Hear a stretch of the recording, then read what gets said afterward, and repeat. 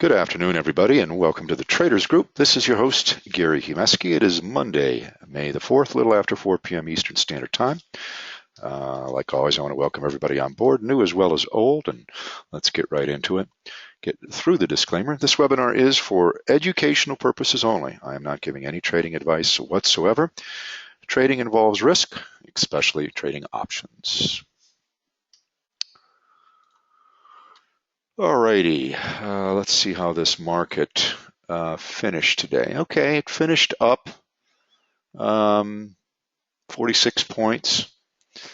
Kind of a follow through Friday. Let's take a look at the, let me change my setups to the Traders Group.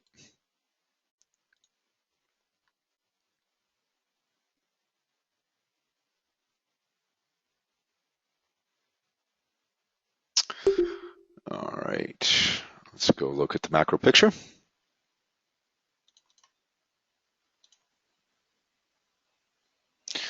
Okay, on the left side is the Dow Jones, in the middle is the S&P 500, and on the right is the NASDAQ. We have a kind of, again, a meandering sideways, undecided market. I believe this is going to continue. There's some things out there like the Greece debt. You know, that's the one thing that's still going to create volatility. I think that that is going to kind of create havoc between now and the end of the summer. So expect a volatile summer. If I draw a trading range, you can kind of see this pretty, at least here, I guess, in the immediate near past, without going too far back. This area here, you can see a trading area from right about here. And that's the zone we're stuck in. For the S&P 500, you can kind of see this, well, not as much of a trading range, okay? Not as much. Let's remove this drawing. What I'd like to do is expand the S&P and add in something that I think you guys can do, and it really helps to give you an idea of trend. When you look at this chart, you guys recall this blue dotted line is the 49 EMA and the red dotted line is the 89 EMA. So when the 49 is above the 89, that is a bullish sign. Hold 1 second, please.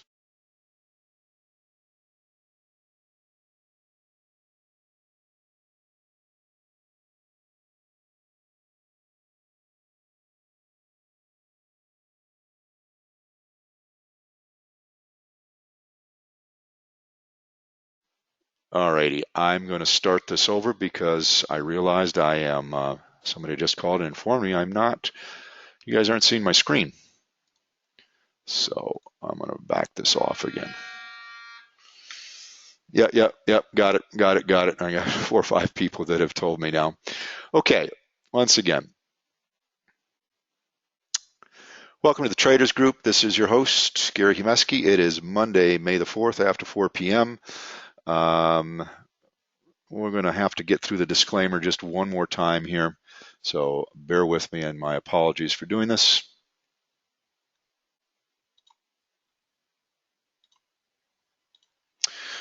Okay, this is the Traders Group, Monday, May the 4th, a little after 4 p.m. Your host, Gary Humeski. Let's get right into the disclaimer. This webinar is for educational purposes only. I am not a licensed representative or giving any kind of trading advice. Trading does involve risk, especially trading options. Alrighty. Into the macro picture. On the left side is the Dow Jones. In the middle is the S&P. And on the right is the NASDAQ. We are stuck in a trading range right in this area. In the using the S&P more as a guideline of what's going on, I'm going to maximize this cell. All right, I'm going to add a the John Carter's, it's called TTM, linear regressions, which is a really good thing to use to find out short term where the direction of the market is. And as you'll see when I add this, these are basically the linear regression channels, but tweaked by John Carter. So that's really the direction you're seeing things going. It is obviously still bullish, but we are stuck in this kind of trading range, up, down, up, down, up, down. But there's a slow progress up with a higher high, and we continue to be going up. You can do the same thing here with the Dow.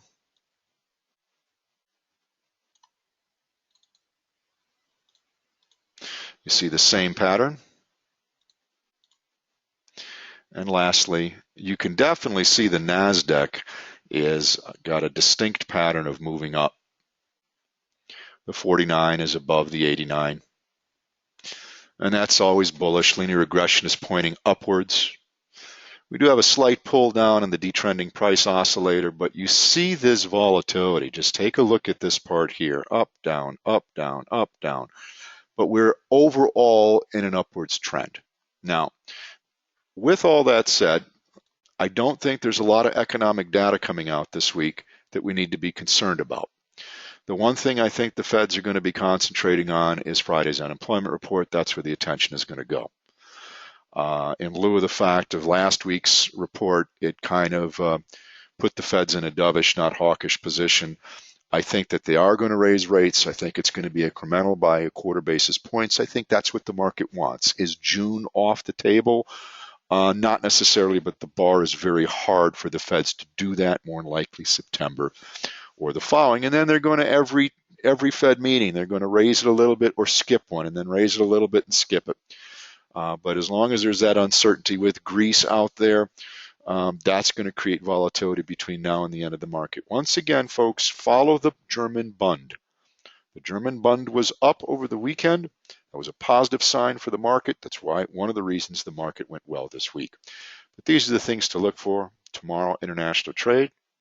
Thursday, jobless claims. And of course, the big one on Friday, the unemployment report.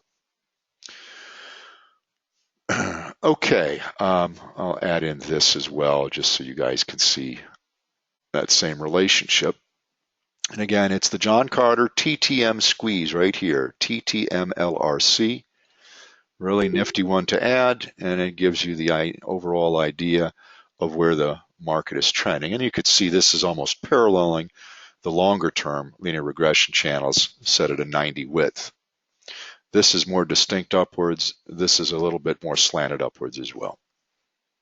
But volatility is in, folks. Now, with all of this said, I think some things have changed in the marketplace.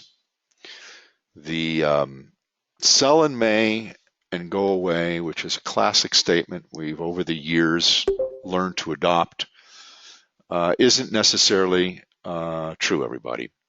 I think the global situation has changed, so some of the patterns have changed. Not all, but some of the patterns have changed. As you see, very congested in a narrow trading range right here. However, still in a bullish pattern on the Dow Jones. If I went to a 2-year weekly, though, you also see a very distinct pattern still upwards. Nothing's really changing it, but you do see a distinct sideways pattern once again in a tight trading range here. And it's probably going to continue this. It's probably going to continue this trend. Overall, it's up, but that volatility is still going to be there. So be aware, a lot of people will leave the market this month. Take the summer off. Typically when people take vacations, the floor gets a little thinner of traders. Seasoned traders are also taking time off. So volatility is going to get more explosive when it does happen. It's very common during a tighter trading range. So be aware this is the season we're running into. But from a cyclical standpoint and saying, all right, what does typically happen this time of the year? If we go to a 5-year weekly, you can see, here's May. This is May right here, okay? typically goes down, right? And this is in the year 2012, right? Month of May went down typically. Let's move it forward to the next year, which would be right here. Well, it kind of ran up to the middle or towards the end and then went down. So not quite the same pattern coming into 2013. If we go further into 2014,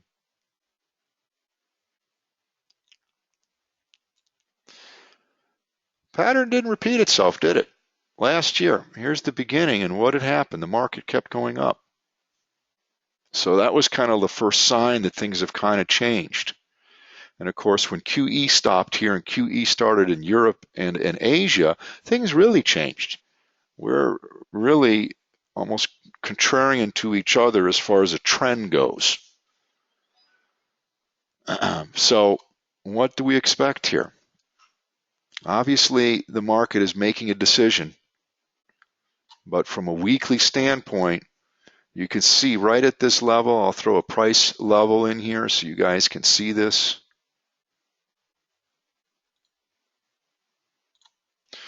Right about this level of 18,150, let's call it, you see there's a lot of resistance right there. So we need to bust above this level if it's going to continue to go bullish. If it's going to be bearish, this is the level about right here. Well, I'll say this is the level. This is more likely the level. So any place below, I'd say 17,700, 17,750. So we've got that 150 different 150, 200 point trading range that if it falls below this, we're looking at a bearish pullback. If it goes above this, we're looking at a bullish continuation run. Okay. Any questions on that? Is everybody seeing the screen?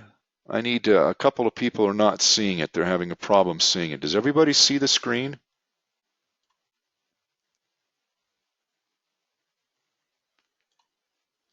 Okay, everybody's seeing it. Jerry, do you see it now? You don't, then that's on your end. That's on your end. I'd suggest logging off, log back in.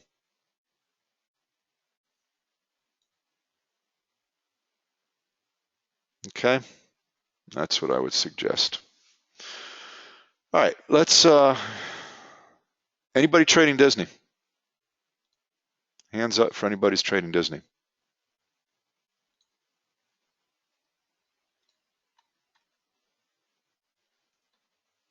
One, two, three, four, five. Okay, how many people are taking their money off the table before earnings?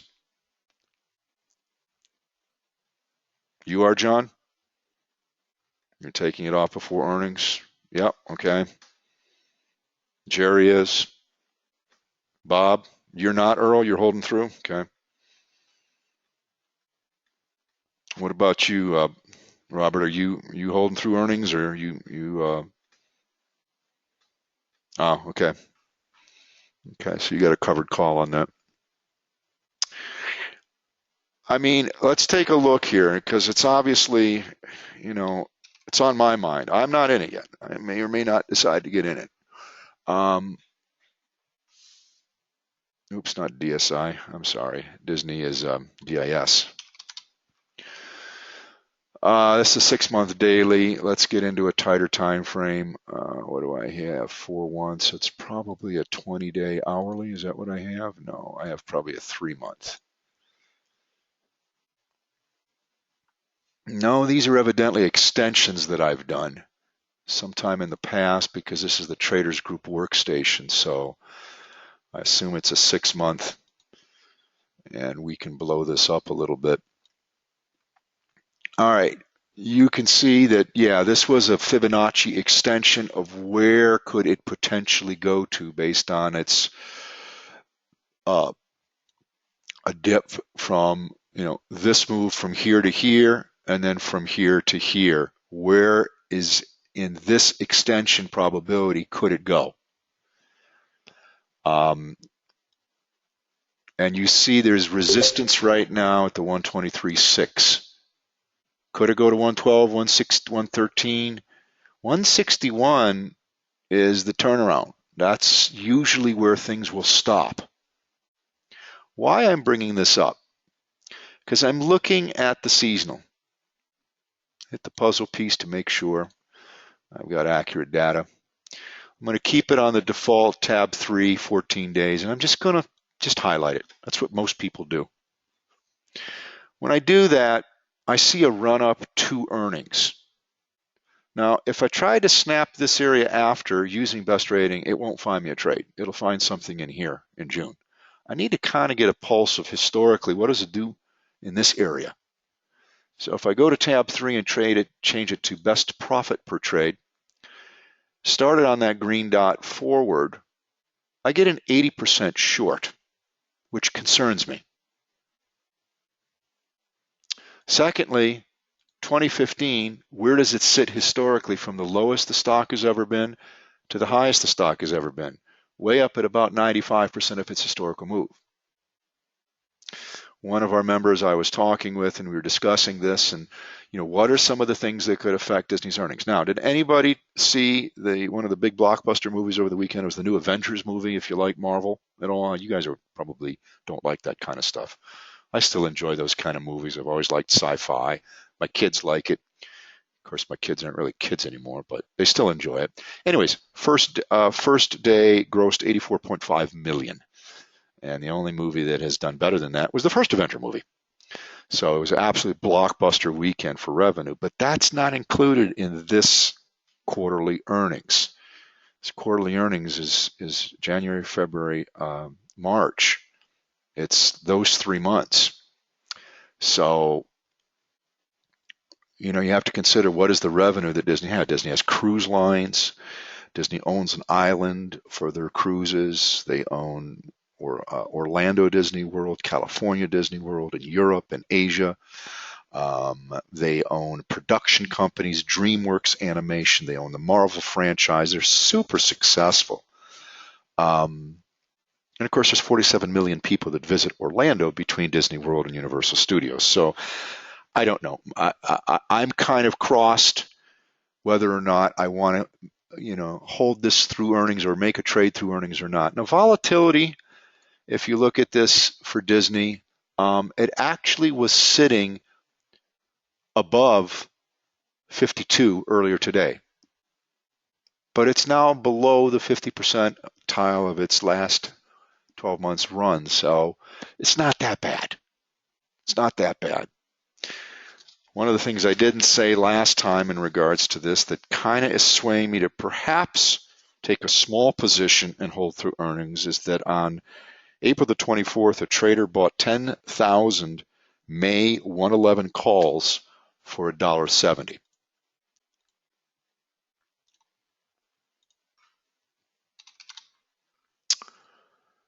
He bought right here for $1.70. So, he's already made a huge profit.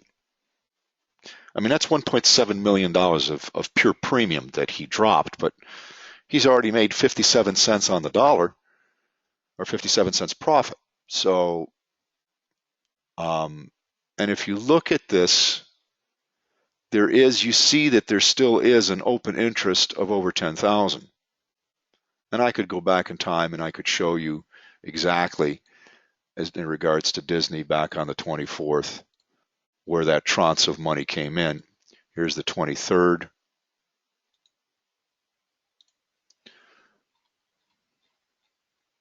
And as you see, the 111s only had 249 open interest on the 23rd.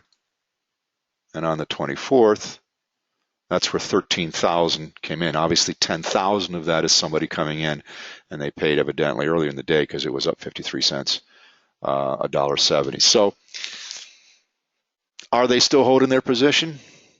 Yeah. One of the things I'd look for is see what open interest is tomorrow. That could be a real telltale sign. Is that big player holding through earnings or taking their money off the table? So that's going to be one of the determining factors I'm going to look for towards the latter part of the day. That's my take on on Disney right now. All right, let's go to some more trades. Green Mountain Coffee Roaster. Yay or nay? You guys like it or not like it? GMCR.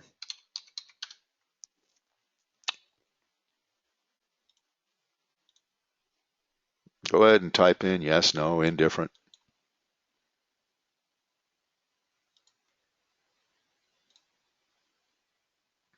One of our members says no. Another is undecided. Anybody else out there? As you recall, I had actually posted this as a something for you guys to look at last week, and I was talking about a weekly bull call, the 117, 122s. Now, if you would have did it last Tuesday, you could have actually taken your money off the table Friday with a nice profit. Unfortunately, today, it looks like, well, let's keep it on best choice. It really took a nosedive. So I don't know what's going on. I got a stochastics turned over. Let's do a shorter time frame so people can see this.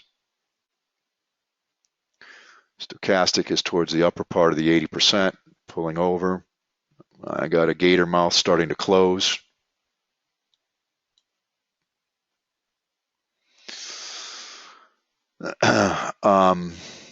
There's definitely, obviously, a trend downwards on this, which is not real positive. 1 year is a different picture, though. And what I don't know if this is going to form or not, but I thought I saw a W forming here, here, here, and here, which is the inverse M that we look for. You know, you look for M's at the top of extreme bands, you look for W's at the bottom.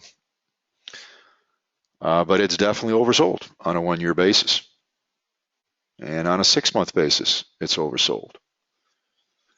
Seasonally, this does have a pop. 25 points last year. This is directly related to earnings. So I don't know if there was some bad news that came out. From an analyst standpoint, short term, they're saying a upwards, and well, you got kind of a mixed bag here. April 16th, UBS says buy, so there's a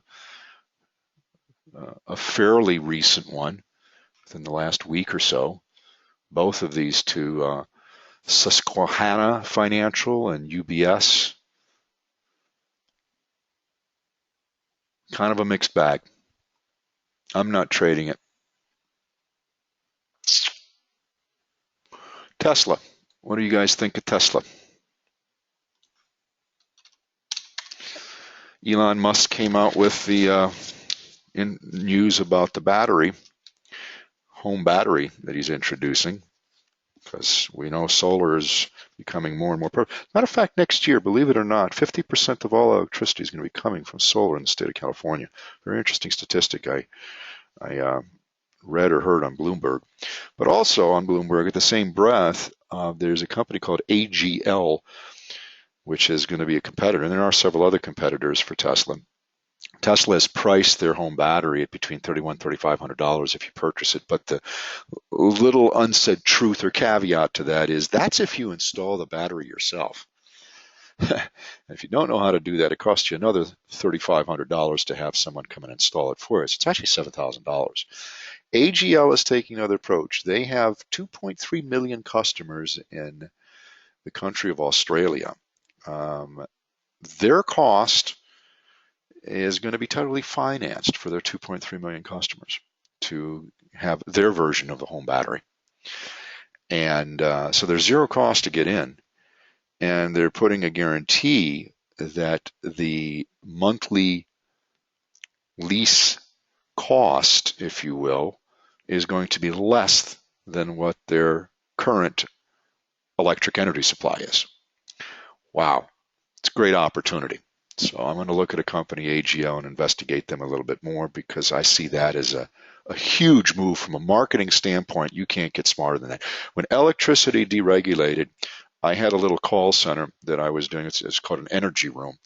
And I had contracted with a company out of New York, a private electrical company called Liberty something or other. I don't remember. It's been years ago. But what we would do is we would target businesses that used a lot of electricity, um, meat lockers, grocery stores, that have a lot of refrigeration need, and where there was incentive from the state of New York because they wanted to create competition from the typical utility. They opened the door for private utilities to come in. So they gave incentive dollars, in other words, for a business to switch. So they had that incentive, plus if the business had good credit, Liberty could come in there with a lower rate. And everybody wants that. It was a great marketing model. If you called a business and say, hey, what are you paying for electricity? All I need is a copy of your electric bill. If we can't help you to save money, then we could shake hands and part as friends. So it's from a marketing standpoint, and we got business, unbelievable business. Because, yeah, if a business can save money and it doesn't cost them anything, they're definitely going to explore and look at that. So I'm going to definitely look at AGO. But from a seasonal standpoint, Tesla is a 4 out of 4 year move that it does go up. But that's only 4 years. We're sitting way up here at the 92 percentile of Tesla's historical move. What kind of volume is Tesla doing?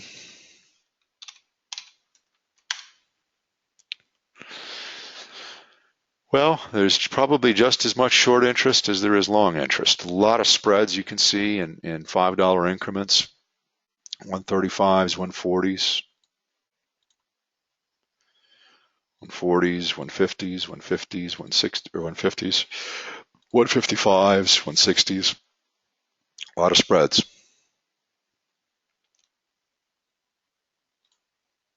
Volatility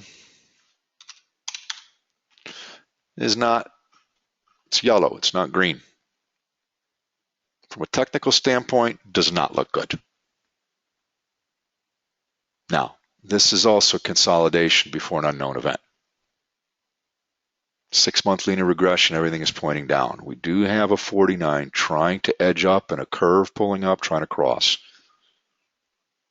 But as you see, it hit 50% of its extension and then pulled back. Doesn't mean it's not going to go up, though. 1 year chart, still have linear regression kind of sloping down. 2 year weekly, things are still bullish.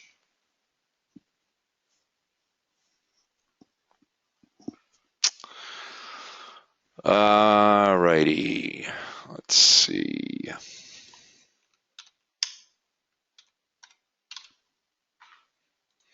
Some ones that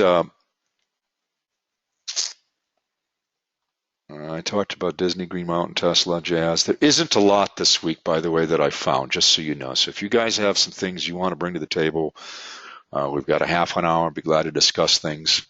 I wanted to go through an example of how to use best choice for calendar spreads. I don't know, how many of you people on here subscribe to Best Choice's newsletter? Or get it. Let's just say get it. Okay? Ed, Ira, I don't think you two do. John does. Jerry does. Earl does. Jose, did you say you do? Jose, do you get it? Okay. Well, I think one of the things that was in there that was good that Pete put out was explaining again how he uses best choice and the annualization of a premium on a spot month to create a calendar, and then he'll roll that calendar into a diagonal and keeping the longer term, having it appreciate. And I think I'll go through that example real quick, just to get that off the table. The example he used is Microsoft, MSFT. If I can spell it again, let's try it. Okay, now I've got all the data on it. Now it is sitting way up here. You can see that. It's really moved up to almost 95% of its historical movement. So it may have a pullback a little bit, but that's not the idea of a calendar spread. The idea is you go to the option chain that's built in the best choice. And it doesn't matter whether you use Thinkorswim or if you use the national data, because it's still, this column that says annual is still in here. So, and we don't do weeklies on this, we just do the monthlies, which is this one. Sorry, this one right here. Where was it? This one. Yeah, I'm sorry. Here's the monthly.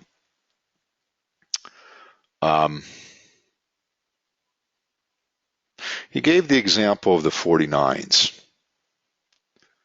At that time, I guess the stock was a little bit higher, so that would have been at the money. But let's just take a look at the money currently, which would be the 48s. The annualized premium of 77 cents equals $34.31. If you say, what does October cost me? For the same thing, we go to October.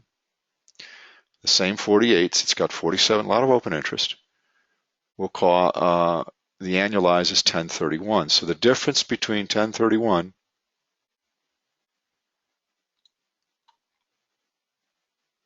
and 34, that 24% difference is a spread that you can capitalize on by selling the spot month. And the example is if you took, where is this? Let's close that.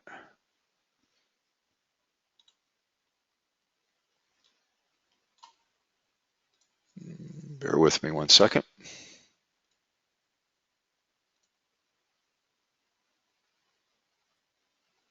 I think it's worthwhile going over because for those people who are not familiar with this technique of creating income, and the reason I'm bringing this up now is because we're coming through the summer months, and some people are just not going to want to be in the market trading.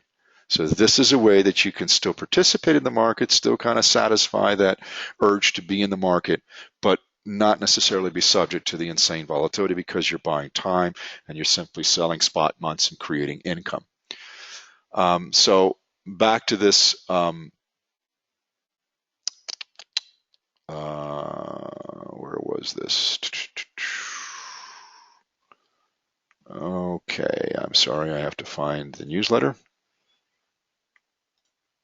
That was the April 15th.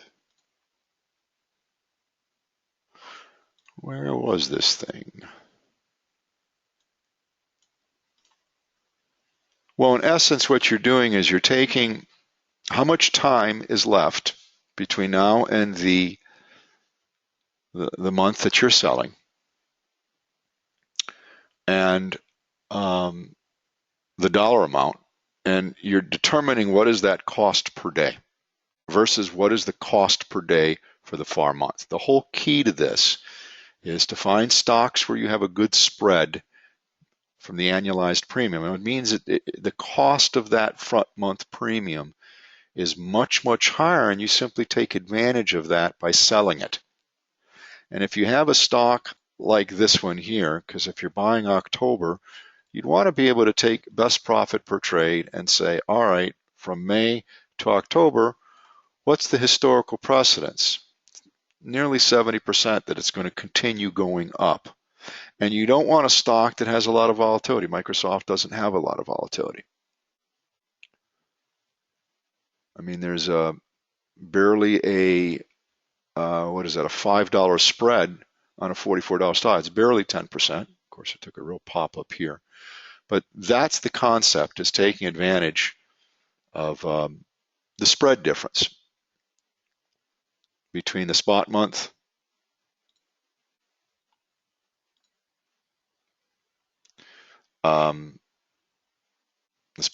and a month like October. How do you find these stocks? And I'll go over this once again. You load the primary basics, bring your volume up to about 500,000 for this. Bring your stock price to over $30.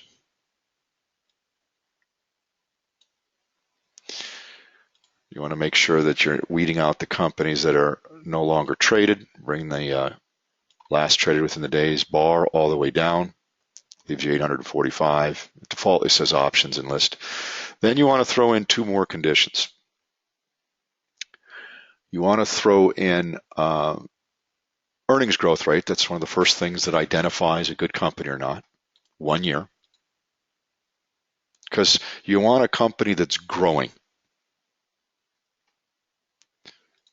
And one of the determining factors is how much are they making? What's their earnings? What's their PE?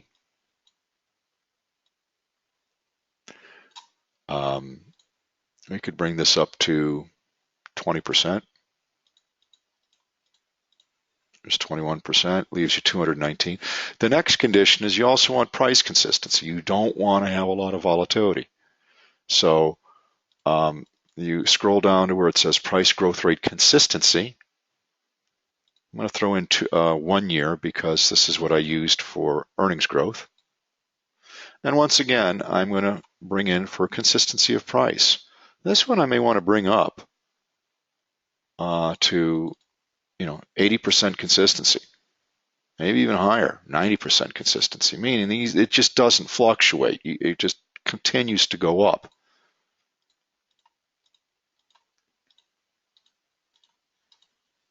There. These companies are growing at a 20% rate over the last year and have a 90% consistency, leaves me 48 companies. And I'll simply date the list.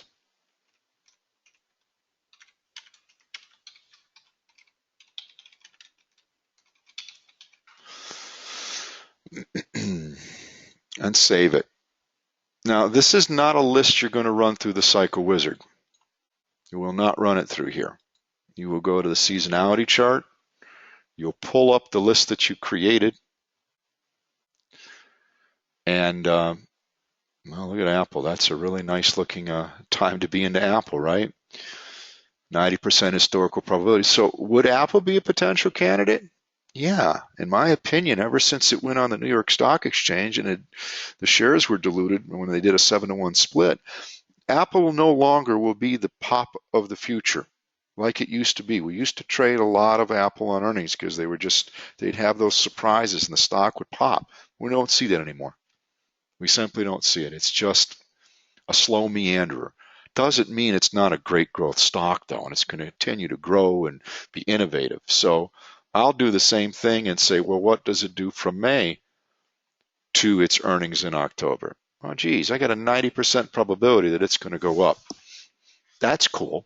All right, so what do they cost? Go to the option chain,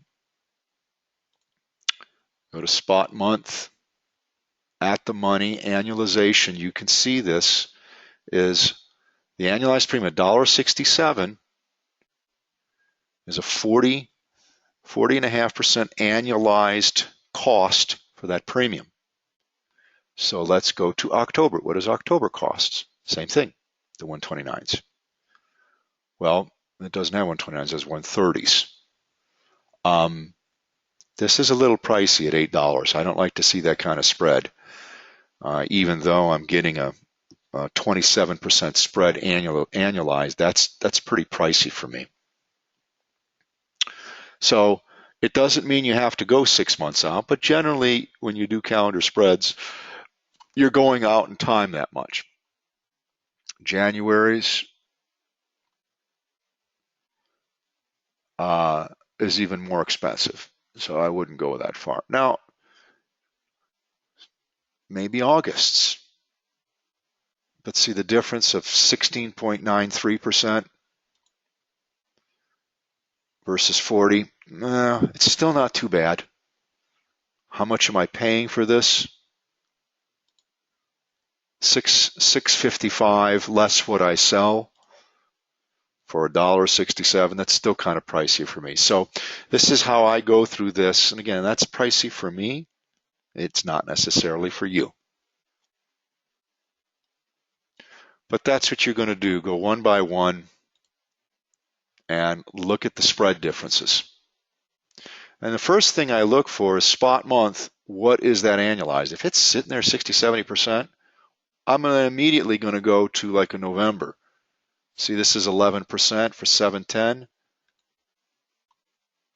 43% for 185. It's still too much for me out of pocket between the 840 that I would buy and the $1.85 I would sell, or $1.60 I'd sell. So I think you guys get the gist of what I'm doing. Any questions? Don't want to belabor that. But if you don't do that, I will excerpt the little bit that Pete talked about, so you guys can read through that and get a better understanding. If you want, just email me and say, yeah, I'd like to have that, so I can refer to it later. All right. In the newsletter, also, one of the things that something I don't talk about a lot because it really has nothing to do with seasonality. It has strictly to do with being overbought or oversold. And there's ways to create a list doing that. Again, add the primary, basics, bring your stock price up to $30 or higher, volume of $500,000 or higher. Bring this all the way down so you know it's been traded, 827 stocks. And one of the things you can do is I'd still add in earnings growth rate for a couple of years to weed these down. And make sure you're dealing with good companies. Remember, trading options, the first thing you want to remember to do is start with good companies. Companies that are making money, and earnings is what determines it. So I always like to add earnings for a couple of years. Then the next condition is what is currently overbought. And there's a condition, not under the LTs, but under the Bs, that will say overbought or oversold extremes. And I'm going to use 6 months because that's very indicative of the trending of a stock, and I'm going to add that. Overbought and oversold extremes. Okay, so you have this bar.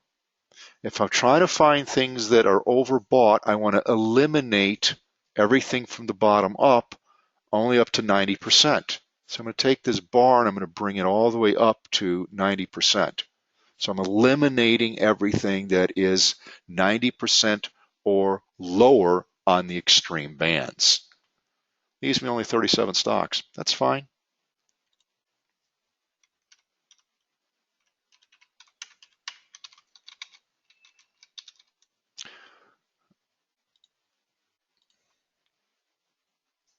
Now you could take this real quick if you wanted and run it through, but there's just not that many. I mean, there's 37 stocks. You know, how long would it take you to say, okay, let me go to the list, have it on a 6-month linear regression channel, and you can see this one's sitting at the 98.2 extreme. It's going to identify all the companies that are sitting way the heck overbought that are making money. You know, 2 years earnings growth, right? We put that on. So at this point, I see everything slanted down. It's way overbought. That's where I'm going to go, well, seasonally, what does it do? Well, I don't have a real good pulse seasonally. Seasonally, it's kind of mixed, right? But the point behind this is normally when stocks are sitting at their extreme, they will tend to always, be it overbought or oversold, they will revert back to the mean. And a 6-month linear regression chart is very, very good to do that. Speaking about that, reverting back to the mean or 50%. And again, I think you guys get the gist. I would go, and on some of these names, now Allegheny, I don't know. I know a little bit about them, not a lot, sitting at a 92% extreme. Got a kind of a nice pattern here from the top to the bottom, top to the bottom, to the top. Linear regression is pointing down. What does it do historically? Well, it's a long, but that probably has to do with earnings. Where is it sitting at right now? Way up here. So maybe buy some time. Maybe I'd look at some options real quick, like June for this company, ATI. See how much short interest there is. It's a mixed bag. There's not a big spread though. 5-cent spread, I like to see that. Only 10-cent at the money, I like to see that. Means market makers aren't screwing with it.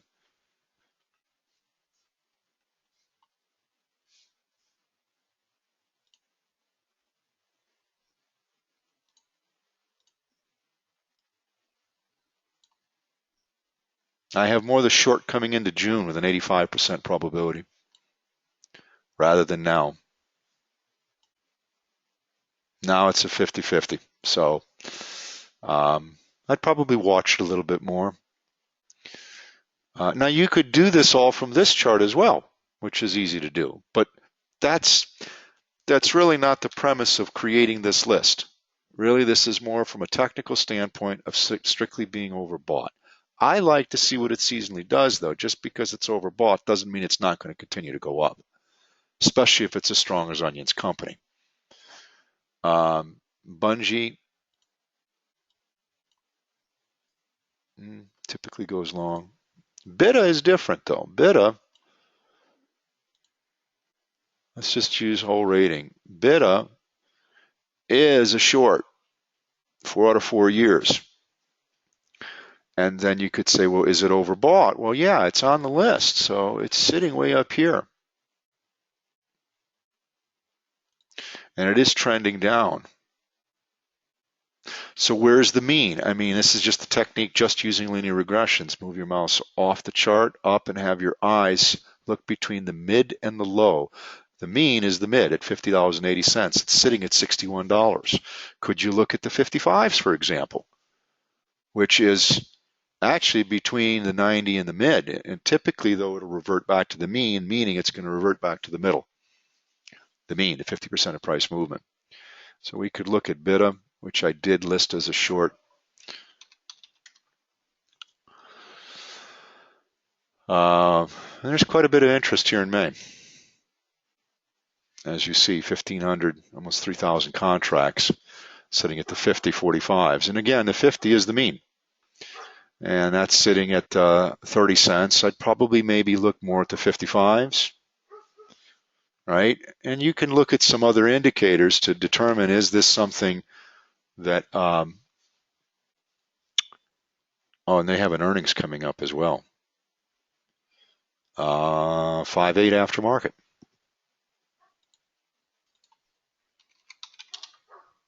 Which is, I'm sorry, before market. This Friday, before market. What do the analysts say about them? Do they like them or not like them?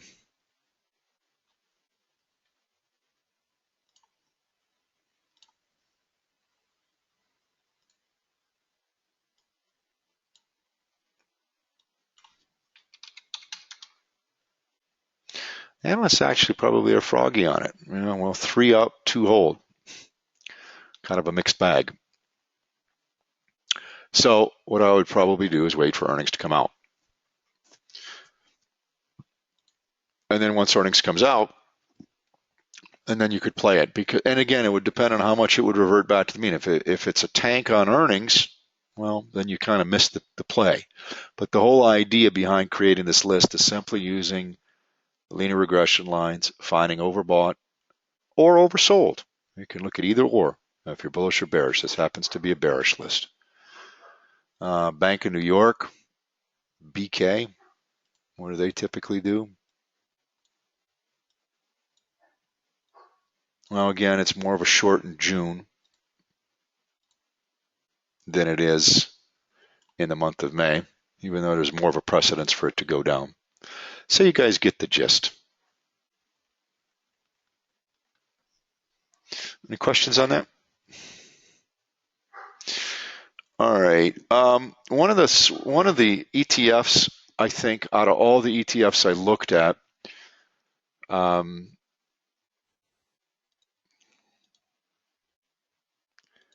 from the sectors that I saw, that I've run through the list, there's only one, and that's the home builders. but it's really not to the end of May. So I'm going to list it on the sheet so you guys can be looking for it. It doesn't mean it may not start earlier, though. I saw this when I was looking at it at a Bullish Engulfing. Way, way oversold. But now I got a half cyan hash mark indicating a 75% probability it's going to go down tomorrow. So I'm going to list it. There's a lot of interest on this. There's a lot of open interest and volume. On the short side in June, okay, 20,000 contracts, 17. So, you know, it's all over. It's, of course, these could be people selling, not buying. I mean, there's not a lot of money in these ETFs when you're selling to get a credit. But from a historical perspective, the home builders, they go down. You got a real strong probability from the middle of the month all the way into the middle of June. So I'm going to list it. You could also look at doing a, I was also looking at a bear spread on this for the spot month of the May. I liked this here.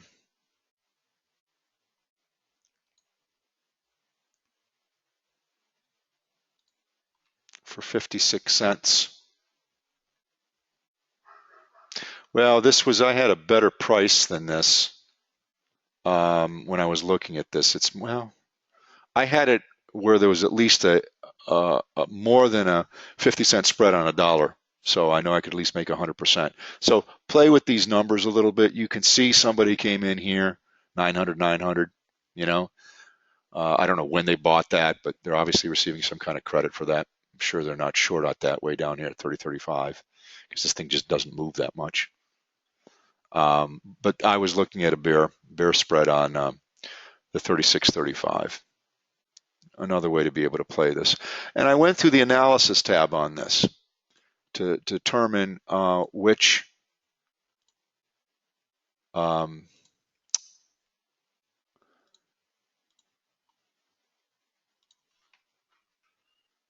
strike and so forth would make the most sense.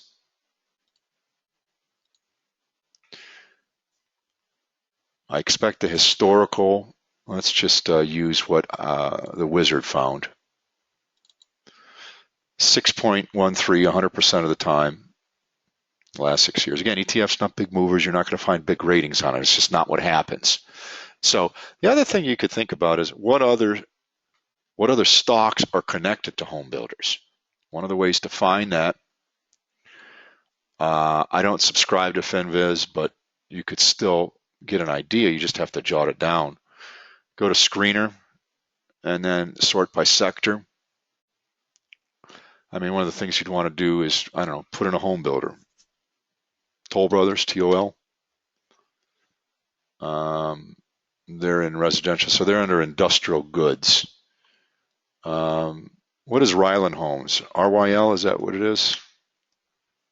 Yeah, that's also under industrial goods. So that's the sector you'd want to look at.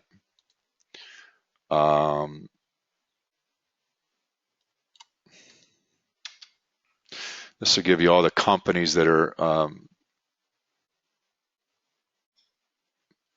and you can further sort by what industry they're in. Heavy construction, there's residential construction. So if you wanted to concentrate on just that, because that kind of home builders is, but it's all sorts of home builders, right? KB Homes is in here. MI is in here. Heritage, these are all good.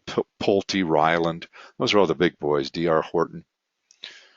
And since there's only this many, you could, I mean, this is what I do, folks, just so you know.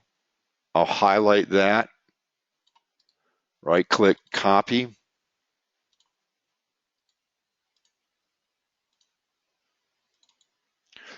open up a Excel and just paste. And since there's only, there's 20 here, and the next page gives me what, 4? It's not a lot, and it doesn't take long, but this is a technique that you can use to be able to import-export into Best Choice. And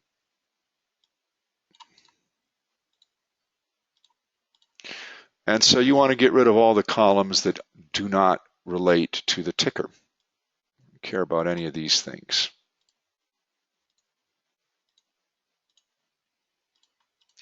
And then save it. You're going to want to save it to your desktop. It's the best place to save it.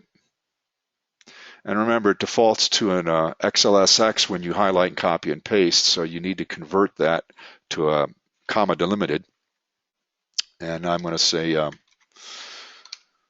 Home Builders 2015. And then use the drop down and change it to comma delimited. Save it to my desktop. And we're done.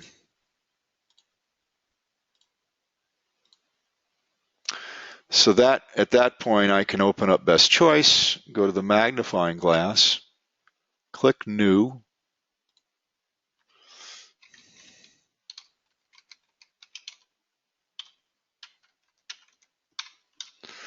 name my list, save it, find that list that I just named, click it. Now the import, delete, move buttons become active. Click import. It defaultly opens up to desktop, but also defaultly opens up to text files only. That's why you don't see it. So use your drop down, change it to CSV, and then it will appear. Click it, click open.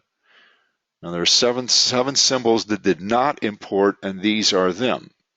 So these are companies that are not in our database, more than likely because there's less than 2 years worth of data, which means there's nothing you can do from a seasonality cyclical standpoint to find a repeating pattern.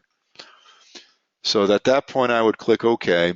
Now since I know historically this sector goes down, I'll go to that list I just created. Let's see what other companies in this list goes down, and you'll find a precedence that most of them do. 66%. This one is bizarre. This one actually goes up. 5 out of 5 long. What about D.H. Horton? Yep, 78% probability to short it. Where is it sitting at right now? Well, it's already started its move down, but it looks like it's going to continue. Let's go to a 1-year chart to see where it sits. Well, it's already kind of reverted past its mean. Does it have some legs to go down further? Probably. Would I chase the train? Probably not. You know, wait for the setups. Find the good setups. Lennar Corporation. No, it's a short towards the end of the month. You can say, well, where's it sitting at now in its historical pattern? It's kind of down here, which probably indicates it's going to pull up before it pulls down. Yeah. See, it's already been beat down in April. So now, of course, I change these to 10, 20, 50, and 200 because these are the default that most people have. And I'll just keep it at that because that's what a lot of other charting does. You can see this 21 cross the 50. So anyways, that's a technique I would use to find securities within the ETF that I can play individual companies. Here's another one in June. There's a strong one, MTH, that goes down in the end of May to the beginning of June. So I'd be looking for this. So I'm listing that Home Builders. Remember the XHB, I'm listing it now, but be aware, so maybe you can position yourself earlier, but the strongest move is not till the end of the month, which seems to be the case with all the companies within that sector also. So you can keep that in mind and create a list on that. Okay, not a lot today, folks. Not a lot today. I will throw out some things for those people that are listening. Some of the stocks, notable earnings that I did not look at that you may want to is REGN, Regeneron. I don't like necessarily from a seasonal standpoint. It's nothing really that excites me. It's kind of, you don't see you have a run up here to the beginning, but once again, is it a bust through earnings or do you take your money off the table? This is the kind of pattern it's got. It's definitely an upward trend.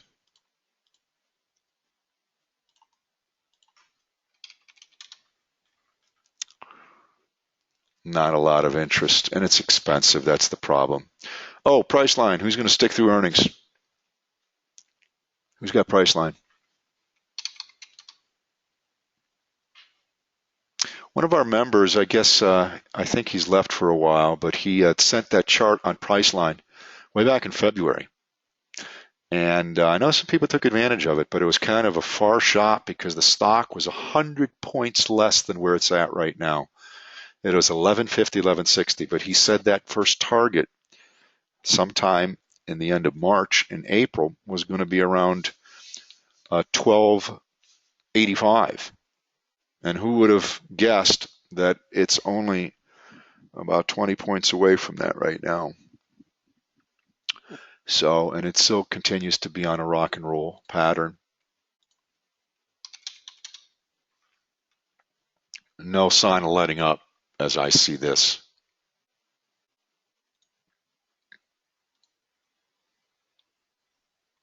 There's just nothing. It's above the 50%. 1289.62. Write that down. That's going to be a resistance on Priceline. Okay? But there's still some time to do a bull call on that if you want. Only thing is it's an, you got to be careful because earnings are coming out. And they are coming out this Thursday before market. So either you play that run up and then take your money off the table because it is a volatile stock. And the reason I would say that is because of this precedence here.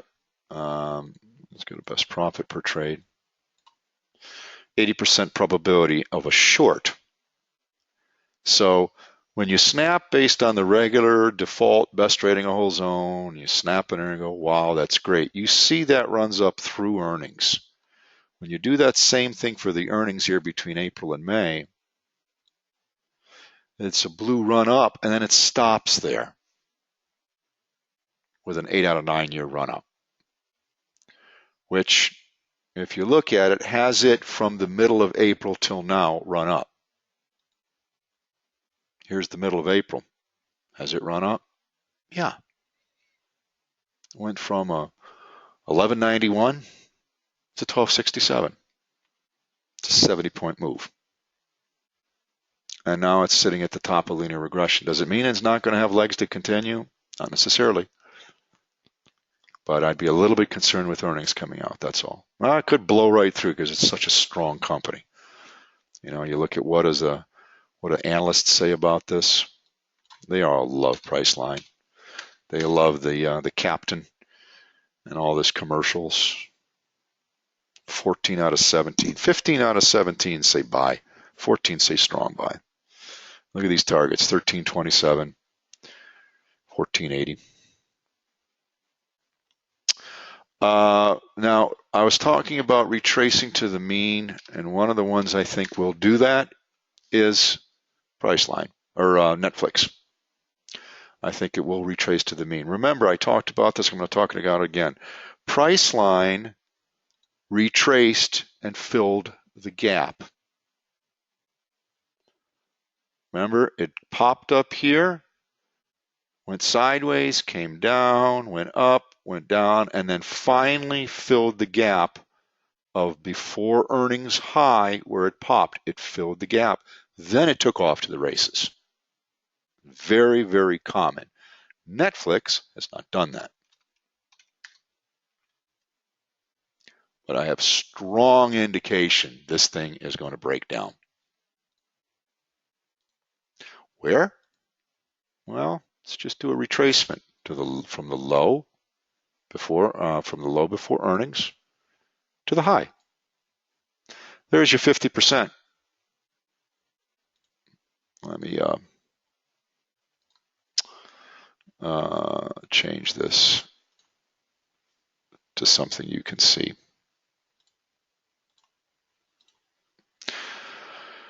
There's 50% right here. Now, does it mean it's not going to retrace all the way down to here? Now, I could also change this from the, because where it closed at was right here. That's the close. From the close to the high. So typically is going to fill that gap. I actually could go to the high, which is really filling the gap. There's filling the gap. So 528 would be a 50% retracement. Very, very common, folks, in Fibonacci. A lot of people just trade technically this way. When a company really rockets, it'll typically retrace to the 50%, i.e. the same thing that Pete or Sonny was mentioning in the newsletter about retracing to the mean.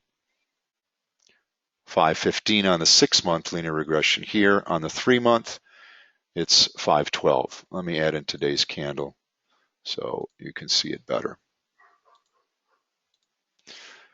512 would be the mean on best choice. For mine, it's 516. You can see that in yellow right there. 515, 516. That's the 61.8. I'd be conservative to 528. Or you could just do a bull call. You see how it's getting hung up right here on the 23.6? You can see that. Tested it here, closed at it here. Everything tells me this thing is going down. Okay, so that's another example of how you can trade stocks and have higher probability and play the means, retracing to the means. Okay, any stocks you guys want me to look at?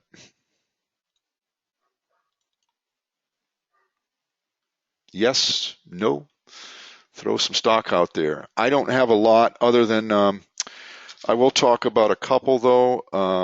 Viacom, historical short, 12.79%. First target of $64.12. Second target of $56.79. McDonald's, they're announcing their complete revamping of their strategy to get caught up with the changing times of health, which they have not done. Some trader is betting on it. Bought 3,000 September 97.5 calls for $1.13 million of cash. Another one, and I've already mentioned this. Don't forget that one. Here's a more recent one, Halliburton, HAL. As you know, oil is pulling up. A trader on May 1st bought 16,500 June 50s, 16,500 contracts. It's been $2.5 million. Look at the volume, 51,000. Wow. Huge. Huge, huge, huge. And a $1.72, your break even would be $51.72. Oh, I want to ask you guys. I've changed my sheet to, I think, reflect things that make more sense to you guys. At least it does to me. You know how I put the BCS target price, right? That I'm doing the math, in other words, calculating where could it potentially go to, and that could be called T1. Then I'm putting the IV, which is this over here. Where could it potentially go up or down based on the implied volatility at expiration? The last that I thought I would start doing, instead of the standard deviation, I would put the break-even price, which is what this is. That way you guys can say, all right, the stock has to get to X, and then anything over and above that, I'm making money. Or if it's on a short side, anything below that, I'm making money. like I did with Jazz. I already put it for Jazz on a bear spread May, the 180, 177s. That's one I didn't talk about. But anyways, would that make more sense to you guys if I start putting that on there? Give me a kind of yes, no, would like it, yeah? Yeah? Okay. All right. Okay, excellent. That's what I'll start doing then. So Halliburton, that's a real good one. Also Gilead. These are ones I get from Bottarelli Research, by the way. This is not, I have to give credit where credit is due. And not all the stuff is great, but he's got algorithms and he's got ability to be able to find these unusual volume moves as well. But Gilead, according to his algorithm, is a short. It moves 13.94% of the time based on its current pattern and where it's at. So nice doji sitting at the top of linear regression, really sideways at 105.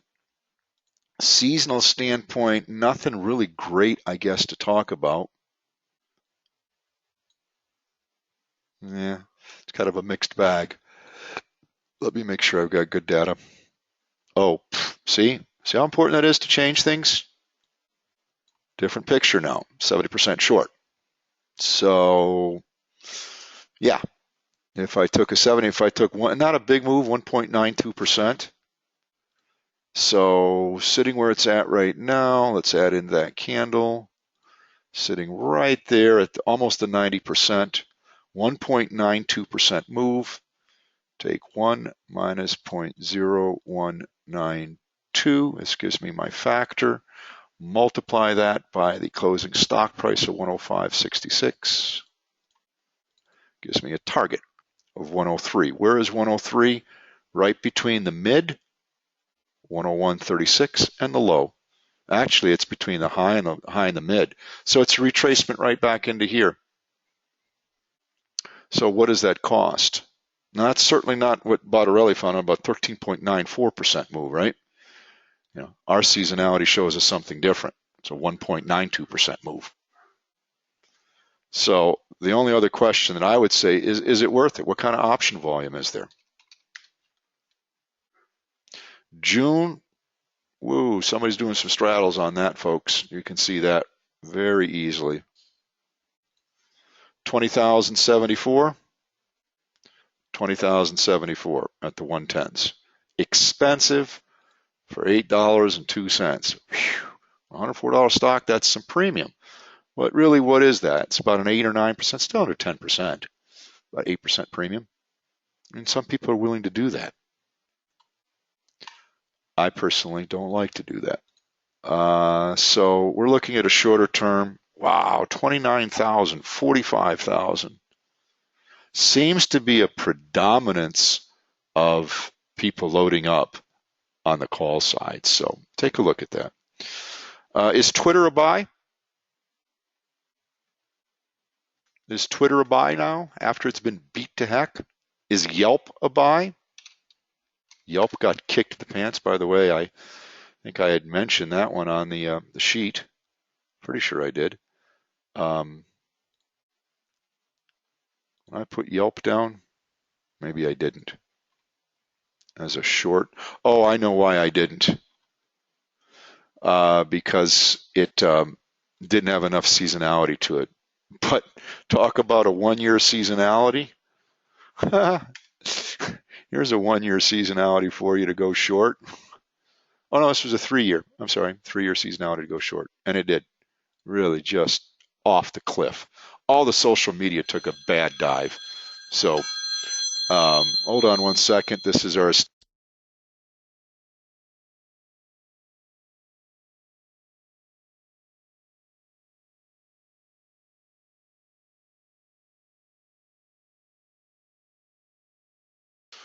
sorry about that. Anyways, so Twitter, Yelp, I think they all could potentially be buys because they're not going away. They got hammered.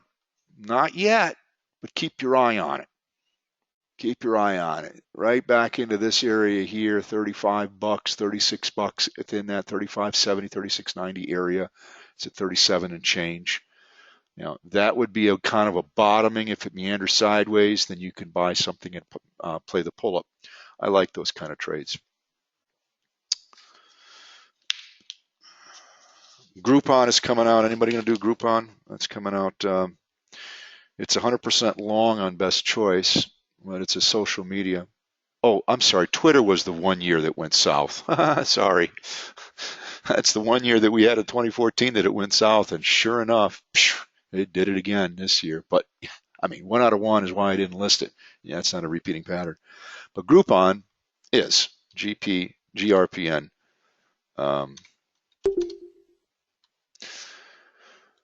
Groupon is a 3 out of 3 long, but it's a social media one, and I'm staying away, but I thought I would tell you guys about it. Looks like there's a lot of bullish interest sitting right here at the 8s. I don't play stocks this cheap. Last one is P for Pandora. That is also a 100% historical long for Best Choice, 3 out of 3 years. Pretty decent percentages as well. The thing is, it's sitting way up here, but 90% probability to go long tomorrow. Here's the 200, right around the $19. So what's Pandora's got? 3,000 at 63 at the 18s. What do we expect this thing to do? I'll finish up with this, everybody. I know I'm running over. 24.51%. Wow.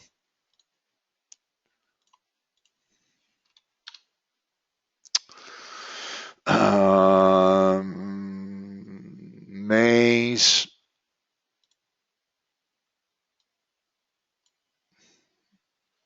Let's just do at the money, 63 cents, which is still a pretty expensive premium. It's about 4%.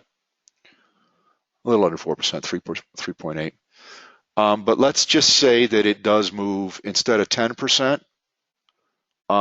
Let's be conservative. Say it moves 5% to $18.99. And we paid 63 cents today. And it makes that move by the end of this week. Well, we make $49. What if we wait till the expiration Friday? 36 bucks. We've made a little bit of money. Not a lot. But that's a 5% move. We're expecting a lot more. There's 13.5, 17, 26. So I think it would be reasonable to say we could expect maybe a 10% move. Now we're talking 100% on our money. Okay? That's one of the ways I look at analysis on this. And it says a $1.21 move. A $1.21 puts me at what? That's at $18.12 plus $1.21. Yeah, it puts me at 1933, and that says 1990. So, all right, guys, I'm done. I appreciate you attending, and I thank you guys for your time. I hope this has been educational. And until next week, I wish everybody good trading.